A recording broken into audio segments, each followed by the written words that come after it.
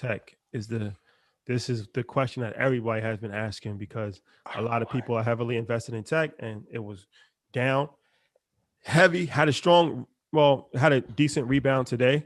But it's still close to all-time highs. So what are you guys' opinion on the future of the next couple of months for tech stocks? Um, I think it was a mistake for Jerry Reinsdorf and the Chicago Bulls organization to break up Michael Jordan and Rodman and Pippen. And for those of you who get off the tech train early, you're doing the same damn thing. You go look at every top 5 fund managers. They are all heavy tech.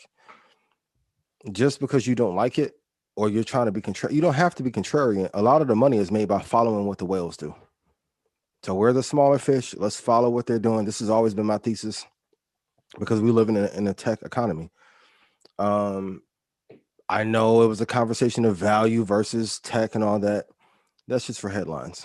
The indexes are the value. The tech is the tech. Pick 2 quality ones that you like. Buy them every month.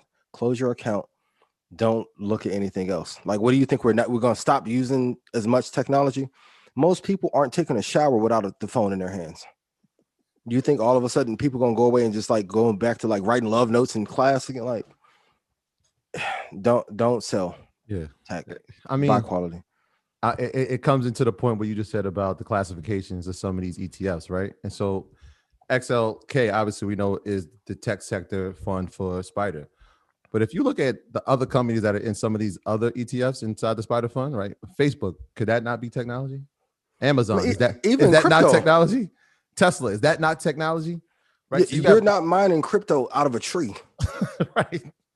Right. And even that, right? Like Visa, MasterCard, these all have tech roots, right? So if you look at all these funds, majority of them pretty much are tech if you think about it, right? So they all have roots in it. Even down, I could argue that Disney is a tech, right? We argue that Domino's is a tech company that is disguised as a fast food restaurant, right? So that it's everywhere around you to say that, hey, we're getting off this boat. I don't know how you get off. How do you get off? You know who isn't? ExxonMobil getting slaughtered. Natural gas slaughtered. So you got to pick. Even like GE, GM, they're making a transition. But if you just go look over time, like even GE, Sergeant Slaughter. Sergeant You got to make the adjustments over time. Like if this was 1980, I would be the biggest oil and gas fan ever. It's not 80 anymore. So as we adjust, and then if Elon gets us to the moon, I'm gonna be plutonium rocks and anything that can get us to space. Great, I'm gonna be for that. And whatever aliens are running that civilization, I'm gonna be like Mars ETF man. Until then, I'm going to play whatever the predominant sector is. Exactly. And like Google is a perfect example, right? Google, that's in XLC. But why is that not in XLK, right? You think Google, you think YouTube. These are tech. This is all based in tech. But you know, it is what it is. So like I said, I don't know how you get out of the space. If you get out of tech right now, it would be the biggest mistake that you guys ever. But you guys, this is the fun part about investing. You can do whatever you want to do. Do whatever cars are run on tech. Like increasingly. Technology is the lifeblood of our society, and it will be for like the next 50 years. You can't outrun it. Apple, the rumors of Apple's demise is greatly. Please stop. Don't say that. Sell me your shares, please. I'll take them. If you think that they're going to go under with Tim Cook, arguably is the Steve Jobs of operations. I could argue, man, if Elon had a Tim Cook, they would probably be at 3,000 now. And you guys can say he doesn't need it. He does. Do you need a counterbalance? So as great as Steve was at the creativity, an operations manager helps a hell of a lot. I think they roll out too many products. But if Elon had another him in operations or R&D, my God, those other pieces are needed. Shout out to Leon in the chat. Shout out to Leon. He's an earner. He said, "What about uranium stocks?" We actually spoke about that when we were talking to Francis. Maybe 2 or 3 weeks ago, he was speaking about uranium stocks. But I want to talk about Square really quick because I know we're gonna go to questions. And I don't know, I haven't heard anybody talk about this really, but it actually has its own in-house bank. It launched at the beginning of the month. I haven't heard anybody talk about it, but that's a huge deal. Square is the new JP Morgan.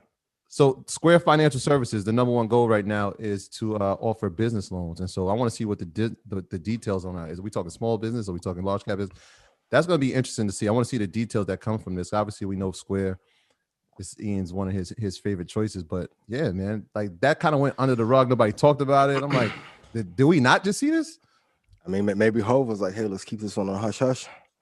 And he gonna usher in one of them 50-50 joint venture deals like he did back in it. Like if they have all the customer data and they know what customers want and they can provide the financing because interest is low, what advantage does Bank of America have over them? Bank of America doesn't have as many data points as fast. And with the acquisition of title, you can go into interest. So now I can get a 42-year-old woman in the middle of Missouri, St. Louis, Missouri, that is just now opening up a beauty salon, all of her interests and what her playlist, and I can put an ad next to her when she's playing Meg Thee Stallion. Ow. Right? Right? Then she throwing a sweetie. Shout out Quavo. I'm glad you got the truck back.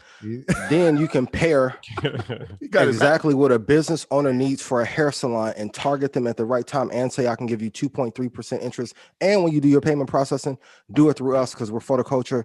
Here's Hov. What bank can do that right now? Not one. Data.